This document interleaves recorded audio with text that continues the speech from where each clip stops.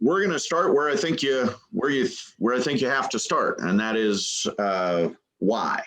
We all have to have the right why about this, and collaboration is certainly no different, because as the slide says, we recognize collaboration can be hard. Frankly, it can be challenging to get everybody on the same page. It can be more work than just saying, well, here's what we're going to do. Let's go do it. And so you have to ask yourself, I think, why bother? And so I would say from my personal experience, I'll share a little of that with you just as context setting. You know, growing up in Columbus, Nebraska, you grow up literally within that culture. For our community, for my community, it has been since the late 1930s that collaboration has really soaked into the culture of this place. So back then, it started as an effort of economic development, of industrial recruitment. That's really where it started for Columbus. And a group of industrial and community leaders at the time really set their own personal or selfish needs aside for the betterment of the community, and established a group that back then they called the Minutemen. So anytime an opportunity would present itself to Columbus, they were ready at a minute's notice to respond, setting aside what might have been some competing interests that they had, their company had, whatever, and really do what was best for Columbus. So I grew up in that here, and certainly in my work at the local Chamber of Commerce, and now my work with Nebraska Community Foundation, it has become crystal clear why collaboration is worth the effort. So I'm truly passionate about this topic, and it really is a joy to be able to share with you a little of that today. So the answers to that question really come down to those two categories on the screen. It's either necessity or opportunity, or both. So what might drive necessity for collaboration in your place? In some cases, it is, maybe it's consolidation, and some of the local flavor has been changed for you because of collaboration of a local business, or even a local governmental agency, a local nonprofit. So consolidation has certainly played a part in Greater Nebraska and other places. Maybe the outside resources aren't quite what they used to be, whether that might be governmental or something else. We've reached the point we think at NCF anyway, where the time has passed where we wait for someone to ride in on a white horse and save us. We believe, in fact, that through community collaboration, you have everything you need in the place you are to do what needs to be done for the future of your place. So those necessities are absolutely out there. There are realities that drive community collaboration as a necessity. Probably the more fun, the more exciting is when we get to talk about why collaborate because of an opportunity. So maybe that is an opportunity to leverage some resources between partners that you don't have just exclusively in your FAC, in your fund, in your organization. Maybe it is that the opportunity presents itself to create buy-in from more stakeholders if you collaborate. Those opportunities are really where a lot of the good stuff is.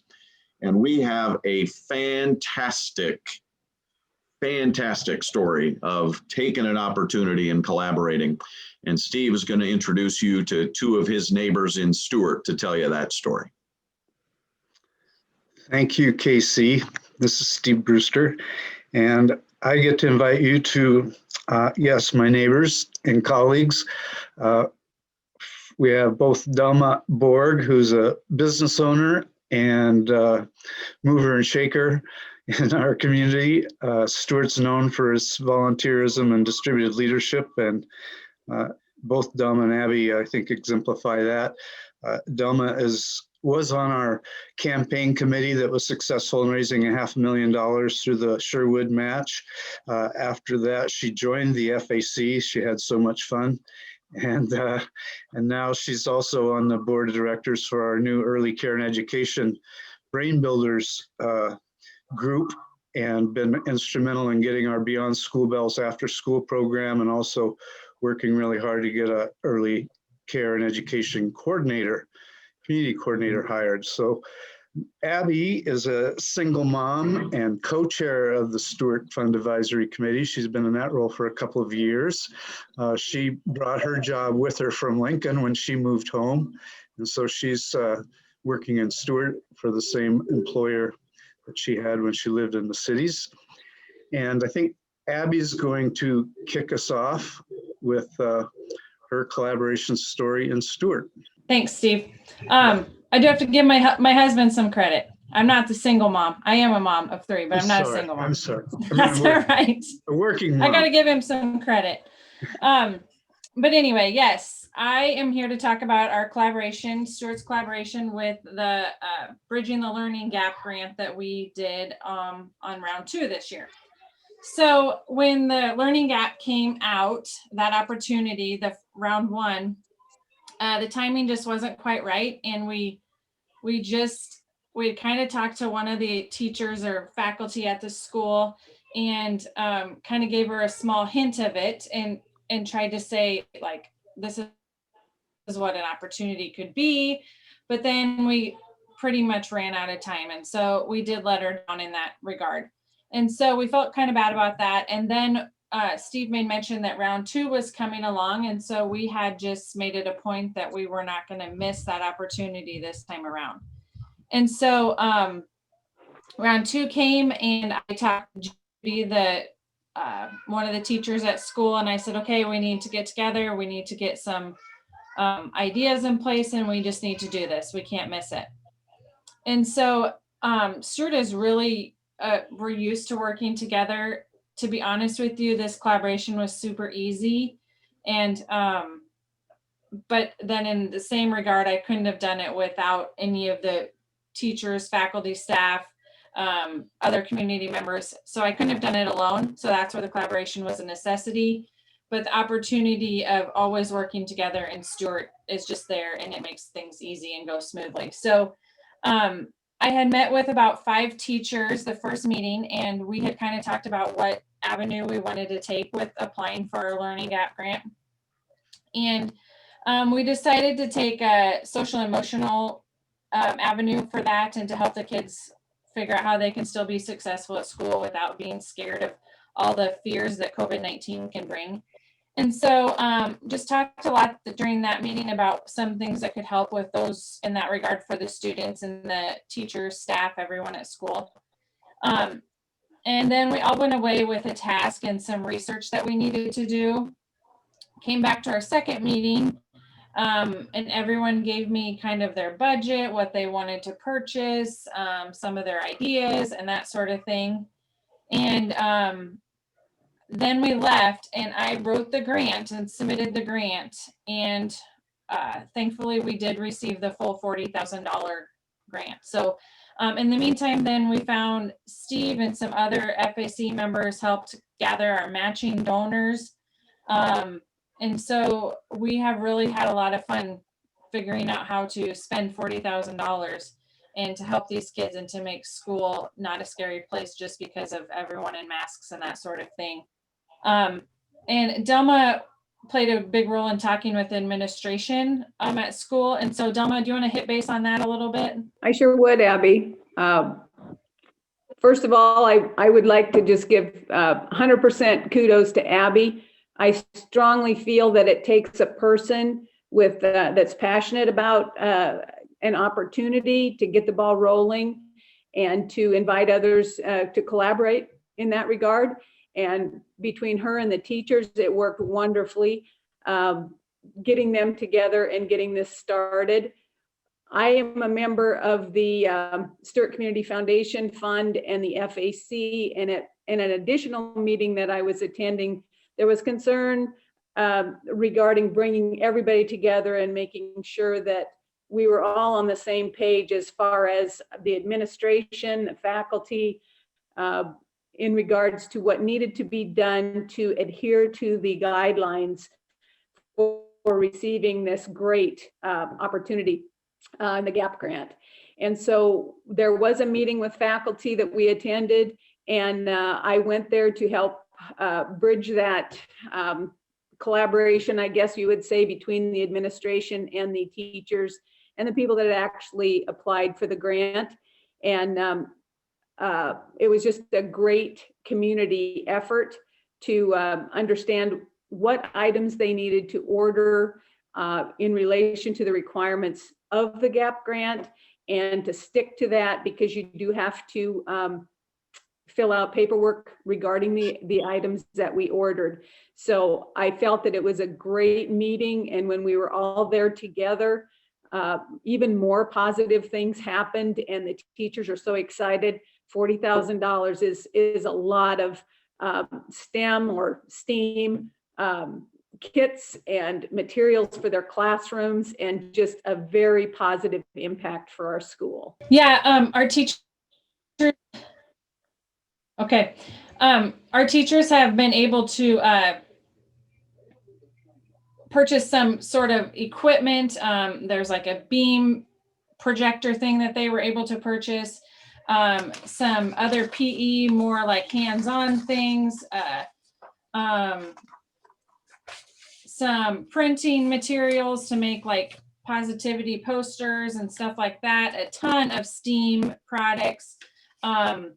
They're also able to do some collaboration amongst themselves. So we built in some money for subs, to pay subs to so that the teachers could collaborate and get training on all the new materials that they could have. So it was a lot of outside, I guess, research and stuff to make sure that we knew we were spending all of this money in the best interest of the kids and the faculty and staff at school, and to also make our donors, our matching donors, proud and of what we have purchased, and make sure that we are giving the best back to them. So as far as our collaboration went, though, I just was really thrilled with how the faculty and staff at school just were, yeah, let's do it. Let's do it. Let's just get the best that we can. Let's get the most that we can. And really, they made my grant application easy. And without them, I couldn't have done it alone. I don't know what they needed at the school, but together we really hope to make a big difference in Stuart. So I think that's all I have. Thank you both. And I know we have some questions already for you in the chat. Maybe we'll just save those for the panel. Yeah, Casey, you're gonna take it off from here. Thank you.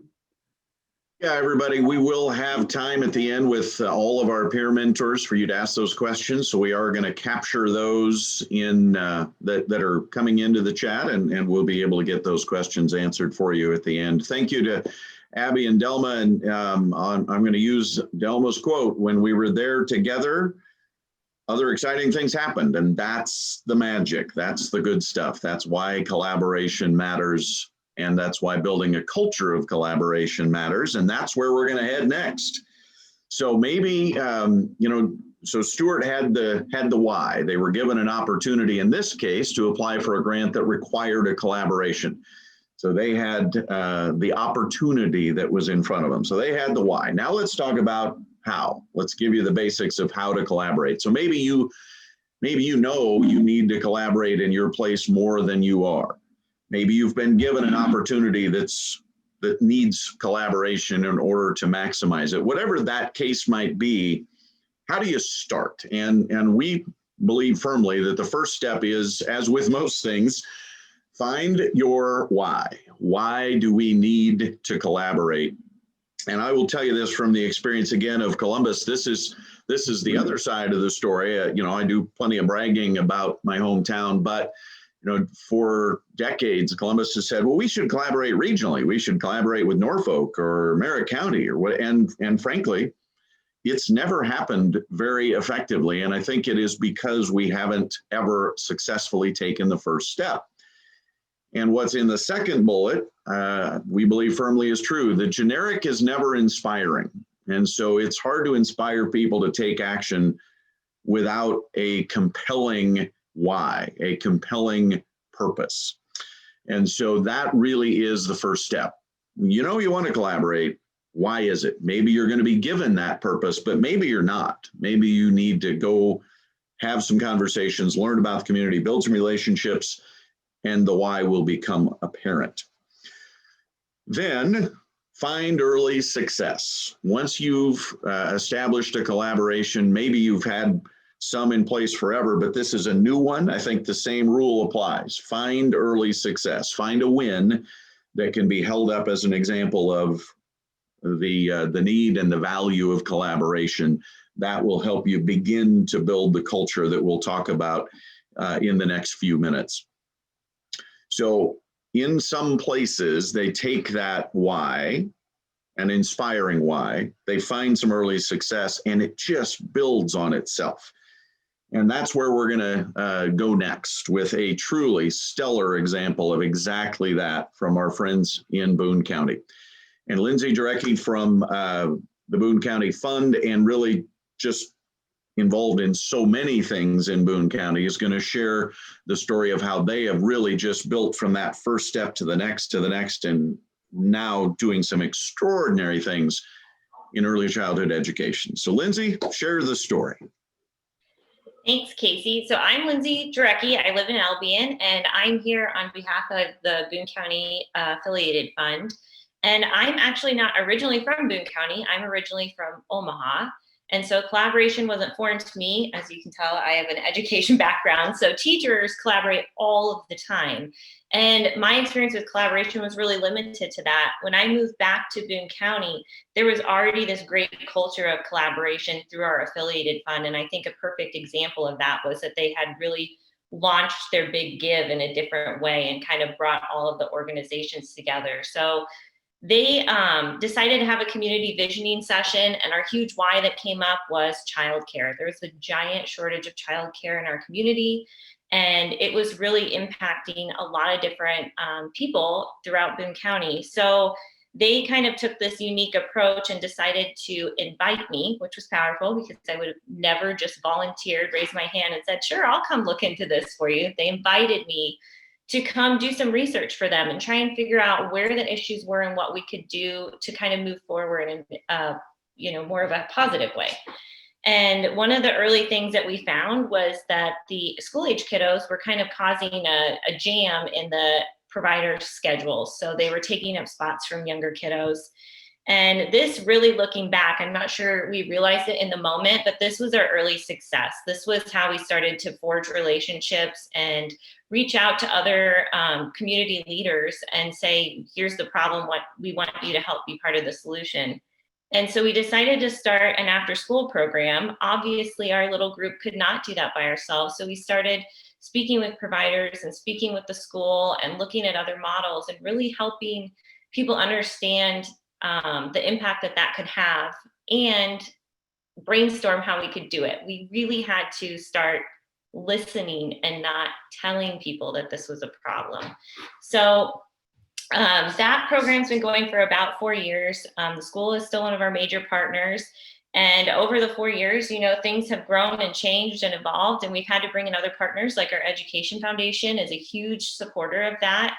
And the collaboration didn't stop when the program started. It continued and it had to build and grow. Otherwise, this program was not going to be sustainable or high quality, which was really important to us. Now, we thought, oh, good, pat ourselves on the back. We've got this after school program and we're good to go. Well, we took a minute to kind of look at the situation and found that not a lot had changed. We still had a major childcare shortage. So we were kind of back at this crossroads of what are we going to do? And at that point, we were still kind of a small group. Certainly, we were not looking to build an early childhood center in any way. We were looking for other solutions.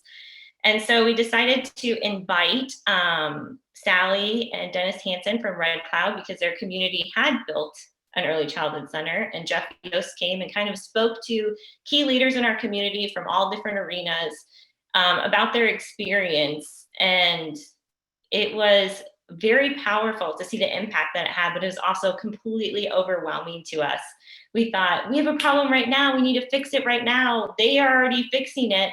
And we're way back at the start line. And Jeff Yost said to us, move slow to move fast, which was not what we wanted to hear. We wanted to move fast right now. But it was the best advice we got because we needed a big dose of patience. We had to take the time to build these relationships, or we were just going to slap something together, or even worse, walk away and just say, this is too big, we can't do this. So we did heed Jeff's advice, and we decided to kind of start putting feelers out and visiting with businesses and visiting with other people in the community and kind of finding out how this was impacting them.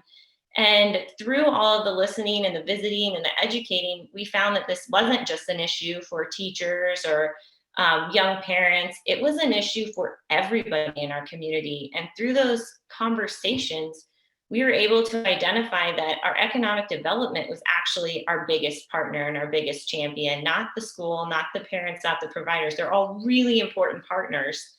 But we had this like secret partner we didn't even know existed until we started listening to each other, and that was the economic development.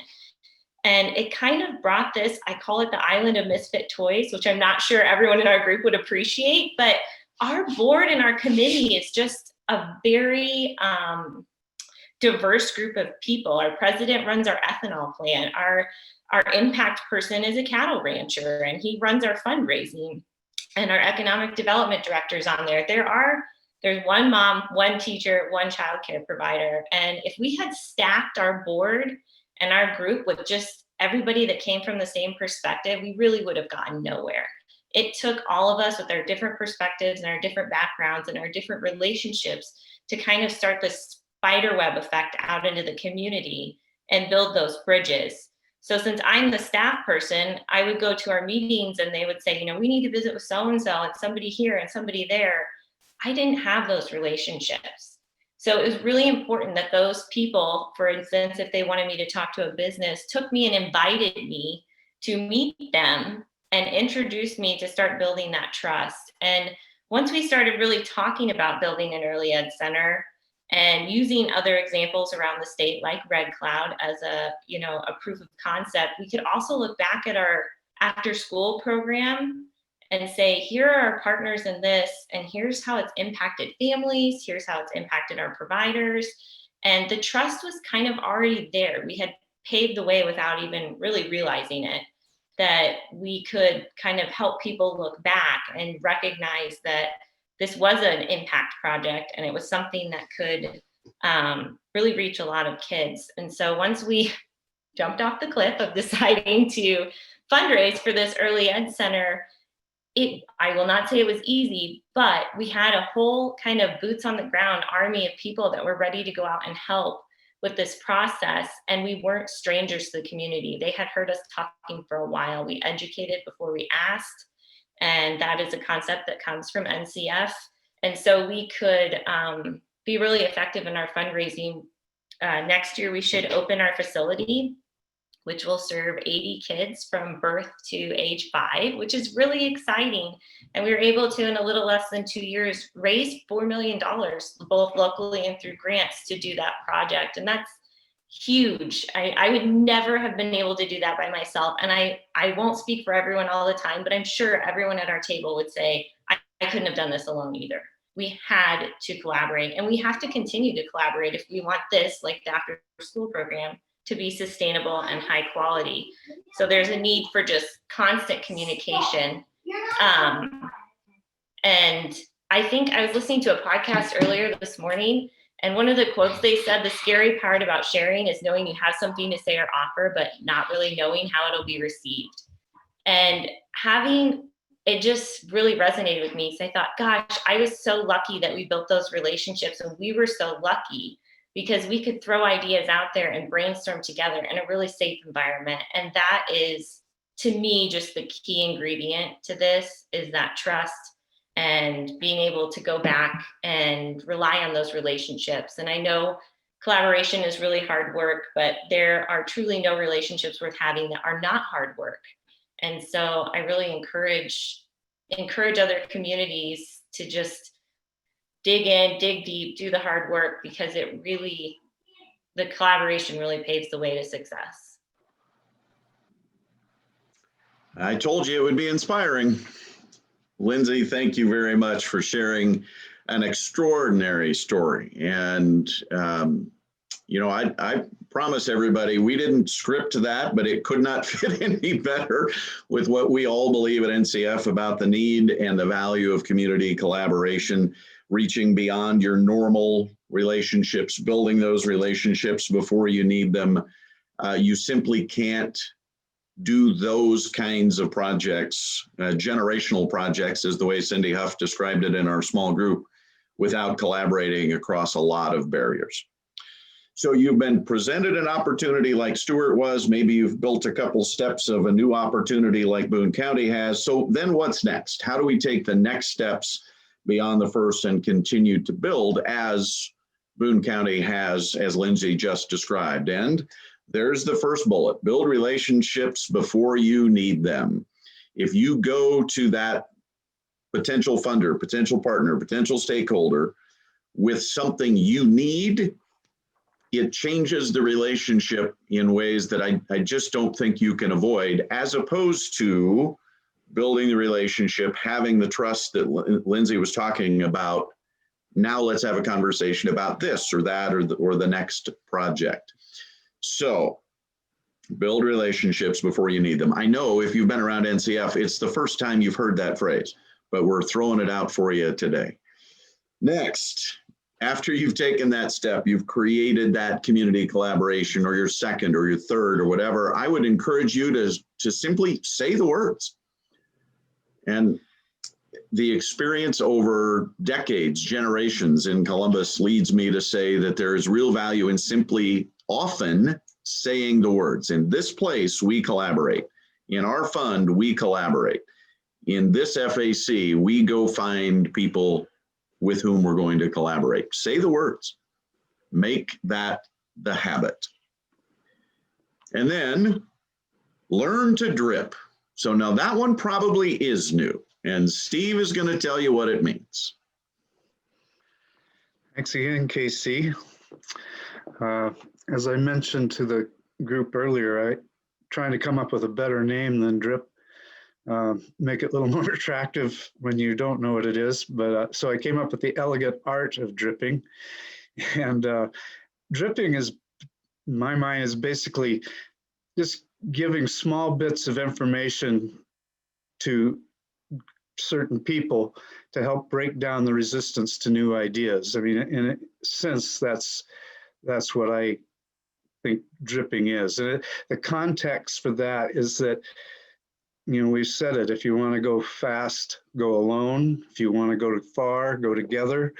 And so this is where you start. You know, Casey mentioned the why being so important, and I can't agree more. It also, the why determines the how. And so one example of, you know, you identify certain individuals, you want them to be friendly, obviously, but you test out your idea on them. And if you heard Dakota Cheney, I think it was yesterday or the day before, talk about his idea that he wanted for Chester, because they always had this summer celebration, and because of COVID they couldn't do it. He was like, well, I want to do something anyway. And so he went to, I think it was the FAC or the community club, I'm not sure. He said, hey, let's do this. And they were like, yeah, I don't know, you know, and so they didn't shoot him down, and they just said, no, I don't think we're interested. And so, you know, he dripped on him and it didn't go well. And so he found out that he needed to get some other input. And then he went to some younger kids and said, hey, what do you think of this idea? And they said, hey, that's great, let's do it. And so it happened. And so, I mean, that's, you know, what happens when you start identifying people. So the first thing you do is identify individuals and test out your idea, find out who your allies and your advocates and champions are going to be.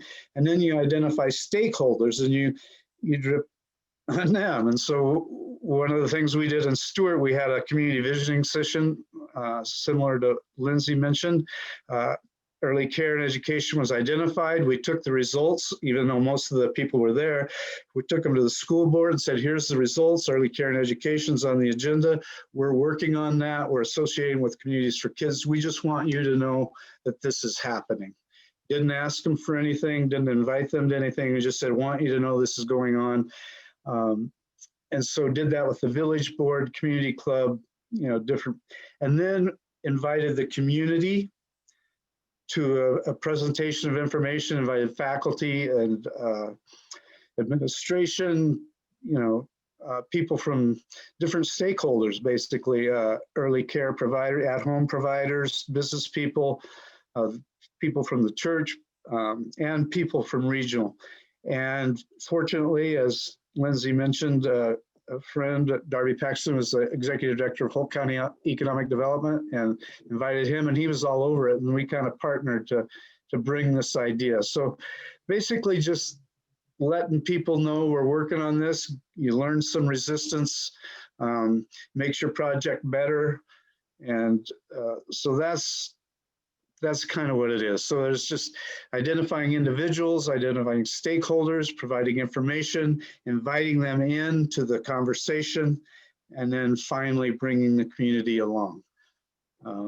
So that's that piece. The other piece that's really important that, again, emphasizes what Casey has said about culture is that consensus decision-making needs to be the norm for your organization when you're working in collaboration. And consensus decision-making, of course, is a decision that everyone can live with and commit to. And so what consensus does is keep that culture alive that you've established by engaging the group and making sure every voice is heard. And, it also assumes that the group has the wisdom and the ability, if you will, to make the best decision for the group. One of the problems can be is if you're collaborating with other organizations, you want to make sure the representatives from the organizations have some authority. I've had situations where we thought we had a collaborative result, and then somebody higher up in the organization showed up and said, no, we're not going to do that. And so sometimes you got to make sure you got the right people in the room. And I guess just the last thing I want to say is that, well, another reason to collaborate is there's no reason not to collaborate, I guess is what I'm trying to say, because the only thing you would gain would be speed. And as we mentioned earlier, if you want speed, you should just go alone. But, the other thing is you want to collaborate, not vote. When you vote, somebody loses. And when somebody loses, they may not be committed to your goal. It's risky, I think. It also leaves the door open to somebody saying, well, I didn't support that, which can undermine that commitment and making sure that you have it. So those are just two ingredients of the secret sauce, the art of dripping and consensus decision-making. And I'm complete. And thank you, Steve. And let's finish the process here. So you have built that culture of collaboration. You may even have dripped on a friend or neighbor by now. So how do we then protect and maintain that culture? So find consensus, make it a habit. Every opportunity you have to build a habit, and that takes multiple times, right? Make it a habit. You have to protect that culture because I think all of us know, at least a good culture is far easier to lose than to gain, right? Far more difficult to build it than to keep it. And so you have to be very cautious that if you say this is a community that collaborates, this is an FAC that collaborates, that language has to be lived out. You have to protect that culture by doing it all the time. And finally, the best way not to succeed, NCF's going to teach you how not to succeed today. If you want to have a successful collaboration and, more importantly, a successful culture of collaboration, the best way to ruin it, worry about who gets credit. And I think you will find as you build successful collaborations, there's always plenty of credit to go around. Share it, give it away, push it out the door, share the credit. It will come back. It will build that culture of collaboration. It will protect that culture long term. So that is how we believe you can keep it going once you've got it established. And we're going to share with you in a minute what the potential outcome of keeping it going can be. But first, you get to do some work. So we are going to send you into a breakout that we're going to ask you to really be very ABCD about, very asset-based community development, and really create your own ownership and leadership of this. So we're going to ask you in your small group to self-select someone who will facilitate, which just means make sure everyone's voice is heard. We're going to ask you to choose someone in that small group who's going to hold you accountable. So who's your accountability partner after today, after this week? We're going to ask you to be prepared to report out to your fund advisory committee or your organization's board of directors at your next meeting.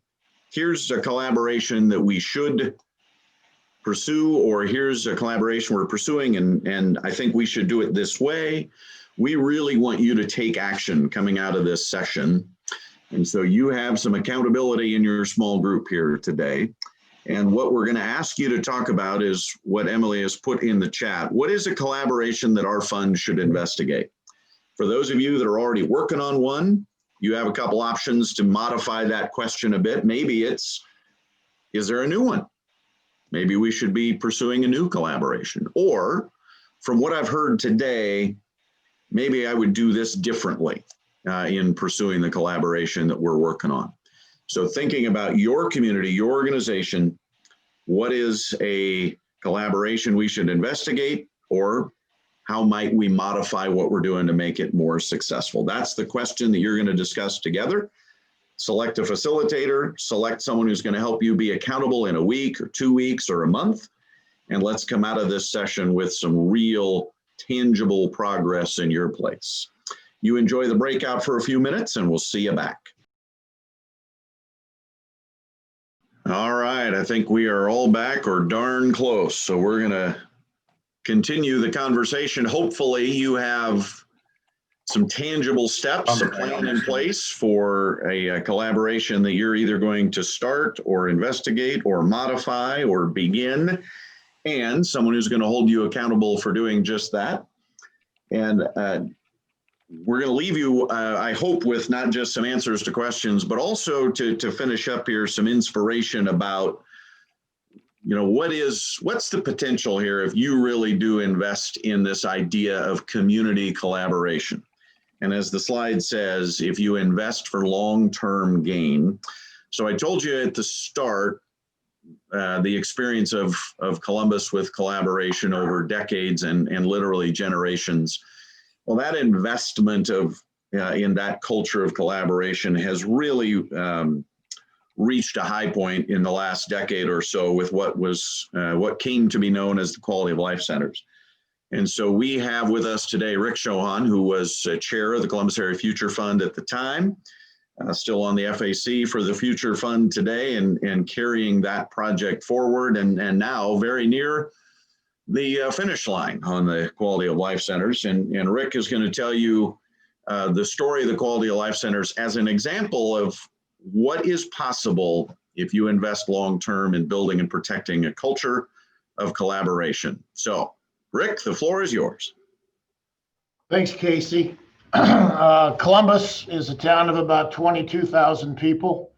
Our FAC was watching what was going on, and there was just about to be about 4 large fundraisers starting at the same time, which were going to compete against each other. East Central Health District was putting up a brand new building. Columbus Public Schools was putting up a new high school. The YMCA was going to put up a new building. And then the city library was also looking at a new building. I guess we didn't know what we called it at the time, but from Steve, we did some dripping. And we were fortunate enough to get these groups together. There was some give and take by each of the groups, but they finally got together, put what we call now the Quality of Life Centers together. And as we were working on this, with our affiliation with Nebraska Community Foundation, we positioned ourselves with a 501c3 to be the vehicle for grants that were coming in. We did find out, and it seems like competition for grants work better when there's multiple entities involved, and we had some really good success with that. The good news for us is East Central Health District, Columbus Public Schools, and the YMCA projects are all completed. The last thing we were waiting on, which failed the first time, was the library. In this last election we had, it was approved. We have a large incentive grant sitting out there if we could put this all together by December 31st, which now looks like we'll be able to do. You know, with the mission of our FAC for the betterment of Columbus, we could position ourselves again, as I said, to be the vehicle for the grants. Our foundation is not set towards just the school or just the library or just the Y. We could be the receiver of the grants and then dish the monies out accordingly as they came in. So we are looking at, as Casey said, coming to the end of our project with the vote of the library being approved this last time. You got to give out credit to the 4 boards. I know there was some give and take by each of them. The hospital actually partnered with the YMCA. So that's a multiple use building. There's the Y, plus then there's physical rehab and a daycare that sits in that building. It's really expanded the north part of town for us also. Those 3 buildings are right in the same area. So, you know, we're getting to the end of that project. We're now looking at another collaborative project, being with the cultural aspects of Columbus. There's a lot of entities that offer the same product and services. Some do it good, some don't do it so well. So we've invited all the partners. We've had 2 initial meetings on that. So we feel we can move the collaborative part from the quality of life centers to the next project. But, you know, as Casey said before, we're very fortunate in Columbus. It's been part of the water you drink here in town for many, many years. And it seems to still be strong and going forward. But Casey, if you want to add anything to that, go ahead. But that's just kind of the main points of what is going on here. So Rick, I'll ask you to maybe specifically comment on a couple aspects of what you just talked about. First of all, just in terms of scope, I think it's fair to say that the 4 projects are going to end up totaling a little over $30 million of investment in the Columbus community. And so when we talk about what's the long-term investment for long-term gain, it really can be significant.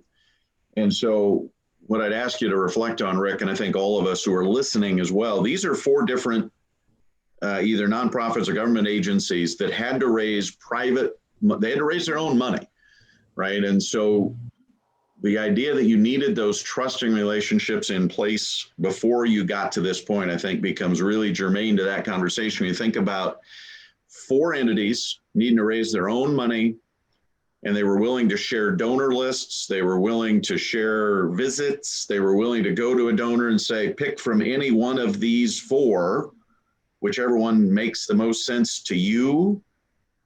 I think that's pretty unusual, and it would not happen were the relationships not in place so they could trust each other to do that the right way. Right. Each of the entities had their own memberships, and they still worked with that. But as the pledge cards went out to the community and the businesses, they had the 4 projects on there. It had how much you wanted to donate, and if you wanted to split your donation up amongst any of the entities. You know, of course, the city's coming in with the library has to raise X amount of dollars. So we did have some help there. But again, you know, as far as the success has gone, East Central Health District, their parking lot seems to be full about all the time. The school's already talking about their new, you know, construction may not be big enough. So that's helped their enrollment. The YMCA, as far as I've heard, the last numbers has doubled their membership. And now the collaboration also builds collaboration. So to help get the city library project in, the city hall offices and a child's museum has been added to that also. So now they weren't just voting on an idea with the city library. There was 3 entities then that went together to get this approved. I think the child museum is going to be a big thing for us in the community, something to do in the winter months or anytime.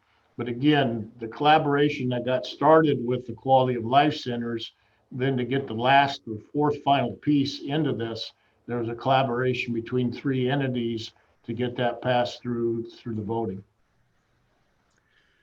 And as Rick said, I think the experience of the quality of life centers and certainly other projects as well would suggest that patterns do translate. So as you're thinking about in your place, what's the long-term value of seeking collaboration? It may or may not be big dollars, but the pattern of creating that culture of collaboration translates across projects. So just as Rick just said, that translated into the vote that got this library bond issue passed, having nothing to do with the money, but the pattern translated. And I think as you think about your community, I would suspicion that there are many of you that are thinking about early childhood, as Boone County was. You're thinking about housing. You're thinking about engaging a more diverse population, making your place a welcoming community. All of those things are going to take collaboration, and the pattern translates once you can get it established. And I think that's the lesson. And again, we hope that what Rick has done here shared some inspiration with all of you that the investment long-term is well worth it. Well worth it. Hey, Rick, Casey, thank you one very more. much for sharing the story. Any last comments on your experiences? Casey, one more thing off of what you said. When the school first took the vote of the bond, it did not pass. So the school learned the different PR that they needed to do. So there were monthly meetings of the Quality of Life Center. So as the library was reinvestigating and getting their game plan together, the things that Troy learned, the superintendent here in school, then were passed on to the library. So experiences were passed on to help them to better educate the community on what they were wanting to do, and maybe not so much in the first time like, hey, here it is, you vote on it. They got a lot more input from the community. It probably fit the community a little bit better, and therefore got more support. So the experiences passed on through collaboration is also important, that people can learn from their wins and their losses and work to get better going forward. Awesome point. Thank you, Rick. And thank you for spending the time with us today to share what, again, I hope is a really inspiring story of just how big this thing can get in your place as well once the culture has been established.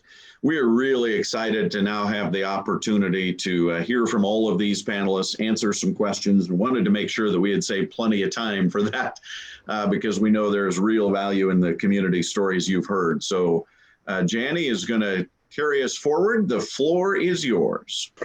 Thank you. Hello, everyone. So I'm going to start by sticking with Rick because we have a question from our friend Doug in Nebraska City, and then I'm going to go back up to a few earlier questions in the chat that are going to go to Abby and Delma. And then I hope whomever has other questions, we'll ask you to unmute yourself. But for starters, Rick, this question comes to you from Nebraska City. And Doug wants to know, how did you keep the library stakeholders in the boat for 10 years while the other projects were being built?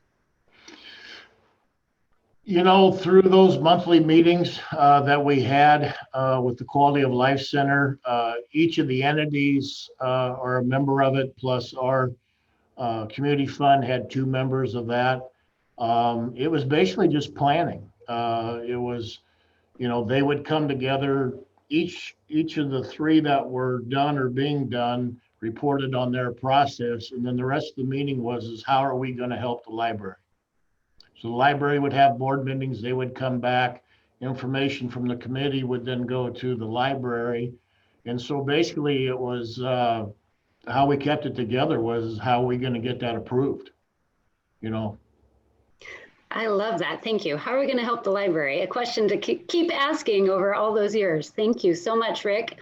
I'm going to go to Abby now because Michael had a question for Abby when she was when Abby and Delma were speaking. So this is a heavy duty one. It says, Abby, how did you capture the social/emotions of the parents and students in the collaboration process to add qualitative value to the application? Sometimes there's a culture clash between educators, students, and parents. So interested in how you bridged that gap.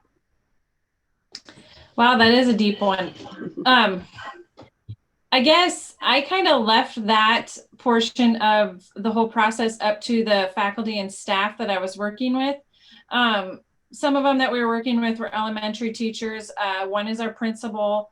One was our title teacher.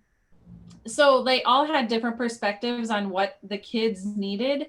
I guess, and then the administrator had some other perspectives about, you know, things coming from the school board or things coming from parents and that sort of thing. And then I just gave very little input as a mom, I guess. And I was just one person there, but I pretty much left that up to them, and they all had ideas, even from past, even pre-COVID, they had ideas of ways to help students with social and emotional needs. Because obviously those needs are there whether COVID's here or not.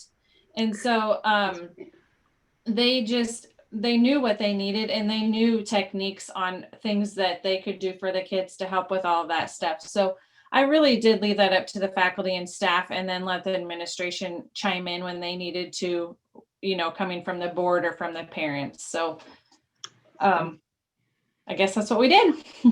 That's great. Thanks so much. And I'm going to stick with you because we have one more question for you. And this comes Danny? from... Yeah. Could I just add that it seems like, I mean, Stewart's a small place, and we know how invested our faculty are and our students. And so I think there's a lot of trust when certain faculty say our kids need this, we believe them, because That's very true. Yeah. Yeah. Thanks, Great Steve. point, Yeah, Steve. it is. Excellent. Good. Okay. So Andy, our friend in McCook, has said in the chat a while ago, Abby mentioned that collaboration is pretty easy in Stewart, and based on what I've seen, what Andy has seen, this has been true for decades. As leadership in Stewart has been transferring from one generation to the next, how has your community managed to maintain the great collaboration in the community? That's kind of another deep one. You know, to be honest, I think it's just part of feeling like you're part of the community. And I know from my perspective, I went to lots of meetings with my mom, with my grandparents. When I was growing up, that was normal. It was very normal. If there's a project going on in town, very good chance that my mom or my grandparents were on that committee. And so I would join mom or grandma at meetings, and it just became part of, you know, then I would join committees when I could. When I came into high school, I joined committees, and then we moved away and I came back. Well, you want to be a part of it. These good ideas that come about, if it's just in your heart, you want to be, if you have passion for it, you just want to be a part of it. So I think that Stewart just has that passion, and all of us want to be a part of it. All of us want to be successful and provide just a very welcoming, quality town to live in. So yeah, I don't know how we pass it on, but I think that just continuing to be successful and working together and in collaboration that maybe we don't even know we're doing does help with all of that. So thank you, I Abby. could jump in there. Please do. Also, I think Stewart tries to make an effort to include young people and try to search out. Don't be afraid to include people or invite people. Like the previous Boone County, she said she would never have thought to just go, you know, join them, but they invited her. Be open to invite people who are not or haven't been involved, especially, you know, people who have moved back. because they're just kind of feeling out the waters and they're not comfortable, or maybe they think it's always the same people. And in some cases it is the same people, but you have to invite new young people, the next generation, and get a feel for what's going on. And sometimes, one thing that I learned too is when you do that, sometimes you feel like things are falling into place or just naturally falling into place with different projects, but it is because of the relationships that you've built. It's crucial to build those relationships and invite new people all the time. Awesome. Thank you, Delma. And that is a terrific segue to another question that's in the chat, coming from Doug again to Lindsay this time. So Lindsay, how did you make the decision to say yes when you were invited to join the collaboration? I was intimidated when I was invited, but I felt an obligation to say yes. I had just moved back. I had young kids. I couldn't find childcare. And so I stayed at home, and not that I was opposed to that, but I was also interested in working. And at the same time, we had a new business and it was affecting the staff that was trying to come to work. And I had never been exposed to this culture being in a big city. I didn't understand the invitation and the group work that went into projects like this because they just seemed to be happening around me. And I was passively just taking advantage of them, but not involved in any way. And even though it was intimidating, I felt like if this is impacting me, I bet this is impacting other people. And we were able to make it work. But if we hadn't been able to make that work, the alternative would have been for us personally to move away. And if we were really going to dig deep and have a business here and make our lives here, we need to make it a place that people want to stay. So to me, it was almost out of the fear of what would happen if people didn't become involved. Where were people going to go? What was going to happen? And I was kind of complaining about it to my grandpa, and he said, "Stop whining about it and do something." So, okay, thanks. And then it just happened, and I'm glad that I did. And I hope that other people that are moving back, like Delma said, it's intimidating to move back, whether you're from there or not. You've been out of the community for a little while. I wasn't even from this community, and so it's inviting people is so powerful. Yeah, indeed. Thank you, Lindsay. And Delma, I'll put you on the spot because earlier I know your hand was raised. I don't know if that was on purpose or if you had a question specific in mind from one of the earlier presentations. Nope, that was it. It was Okay. basically just what I said. Very good. Thank you. That's great. So, okay, good. I'm going to ask Rick a question, and then maybe we'll open it up. If there's some more for the chat, we'd love to see them, and we can unmute yourselves too. But for starters, Rick, a few of us are interested in knowing that you're a busy business owner. So why did you go to monthly meetings for 10 years to keep the Quality of Life Centers alive? Well, probably to better answer that, the library vote was voted down 2 years ago. So even though the whole project's been going on for 10 years or so, the school had just got their bond approved, and so it was really the last 2 years where the game planning was being done for the library. And I guess some of this stuff just comes down to how you're raised. My dad was a superintendent for 29 years, and that's kind of how we were brought up. And I'm an Eagle Scout, and they say leave the campsite better when you leave. And I think you can also take that over to make the community better by the time you're gone too. And I guess that's just what our family's been doing and does. And other than getting to spend a lot of time with KC, that's not a bad deal either. So, I think that's what you got to look at is when it's interesting driving around the state and looking at different communities, because you can really tell the communities that take a lot of pride in their community. And, you can see ones that just kind of are haphazard and everybody's for themselves. So, I think a good example around our area too, I don't think has an FAC is Humphrey, Nebraska. If you ever drive through there, You know, I don't know if I've ever seen a lawn that hasn't been mowed up there. But I think it's a culture either you're born with and raised with, or that you firmly believe in. And, you know, Nebraska Community Foundation is a way that our affiliated fund, with the umbrella of them, the legal advice we get, the accounting we get, the 501c3 that we use, I just think it's to Columbus's benefit that we utilize it as much as we can to, you know, make our community better than it was the day we moved to town. So. Thank you. That is fabulous. I'm going to keep going with the chat because people are still putting good questions in here. So we're just going to keep going here. And this, Michael said, great point, Lindsay, about feeling intimidated. And he's curious if have any organizations or affiliated funds put in place support mechanisms to enhance the participation of those that may feel uncomfortable at these meetings, but have something valuable to contribute. So I'll open that up, I think, to all of you if you have thoughts. I could answer that, Lindsay. Thank you.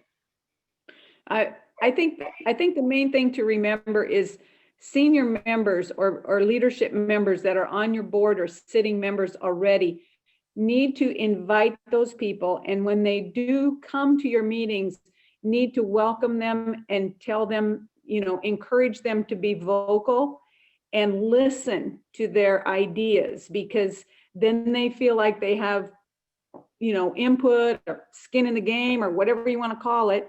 They feel like they're part of that organization. They're more apt to become involved and maybe invite other people. And you can get great collaboration from that. That is fabulous advice, Delma. We talk a lot, and I know I've talked to many of you on this call about that. If you're going to invite people to share, we need to listen. That's for sure. That's important. So good. Okay. Another question here in the chat from our friend Doug says to all of you, has success in collaboration given you confidence to take on another big project? And if so, what might it be? Well, in Columbus, yes, we are taking on another project from the the Sherwood Foundation. They're wanting us to do a study on the effectiveness of our grants in that. And while we had the couple gals from Minnesota or Wisconsin or Michigan down here, we invited all the schools, the city, the county, a lot more places. I can't remember everybody's there, but what we're looking at now is services to the residents of Columbus through the different cultures that we have in town.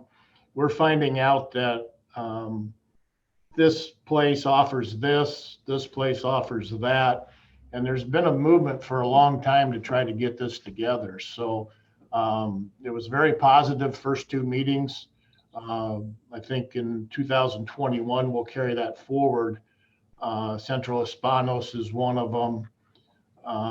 The Y was invited. And so from all the services in town, first of all, where do you go to find that? Second of all, do we have duplication? Can we make the services stronger by maybe collaborating amongst ourselves? So that would be, from what I've seen so far, that would be Columbus's next project, is to work on our diversified community and try to make some of the services stronger and or easier to find. That is awesome. Warriors continuing to go. What about the rest of you? Anybody else have is collaboration that begets more collaboration? I'll just mention that Stuart doesn't necessarily have another project right now that we are planning to collaborate on. Sometimes it just happens.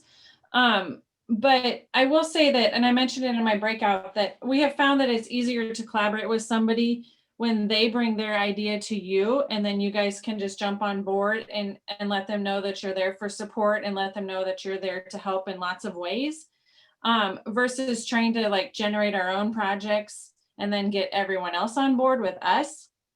And so that goes back to inviting others and listening to what they have to say and listening to their dreams as well. And so one of the best things I liked from my collaboration with the school was some of the teachers are not people that you normally would have seen on some of the other boards that we work with. And so I think it also provided a great source of education for them, knowing that the FAC is there and we're there to help, and we have other resources, including NCF and grants like this. And so I hope that they can come back to us sometime when they have another project or another need or things like that, and we can collaborate again without even trying. So Thanks, Abby. That's right. Any other thoughts on that?